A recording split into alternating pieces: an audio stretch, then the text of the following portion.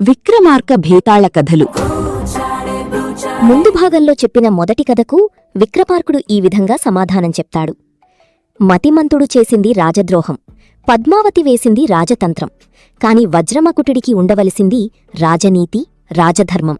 రెండు వైపులా విచారించకుండా శిక్షించడం రాకుమారుడి తప్పిదం. కాబట్టి వజ్రమకుటుడే దోషం అనుభవించాలి అని చెప్పగానే భేతాళుడు చెట్టుపైకి వెళ్ళిపోతాడు. విక్రమార్కుడు మళ్లీ శవాన్ని దించి భుజాన వేసుకుని మౌనంగా నడుస్తుండగా భేతాళుడు రెండవ కథ చెప్పటం మొదలుపెడతాడు. విక్రమాదిత్య, ఒకానొకప్పుడు బ్రహ్మపురం అనే గ్రామంలో భూరుషోత్తముడు అనే వ్యక్తి ఉండేవాడు. అతనికి శీలవతి అనే అందమైన కుమార్తె ఉండేది. ఆమెని ముగ్గురు యువకులు ప్రేమిస్తారు.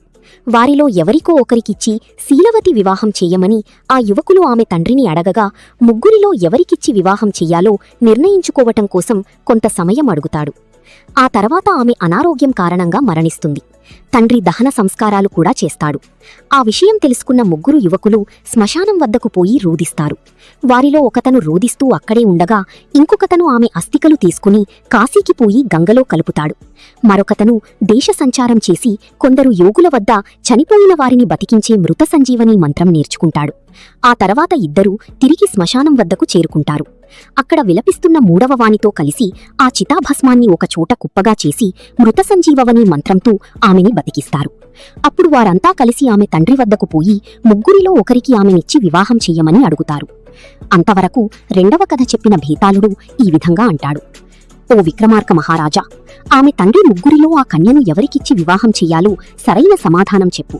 ఈ ప్రశ్నకి సమాధానం తెలిసి చెప్పకపోతే నీ తల 1000 వక్కలవుతుంది అని అనగానే విక్రమార్కుడు సరైన సమాధానం చెప్పటం భేతాళుడు మళ్లీ చెట్టుపైకి ఎగిరిపోవటం జరుగుతుంది.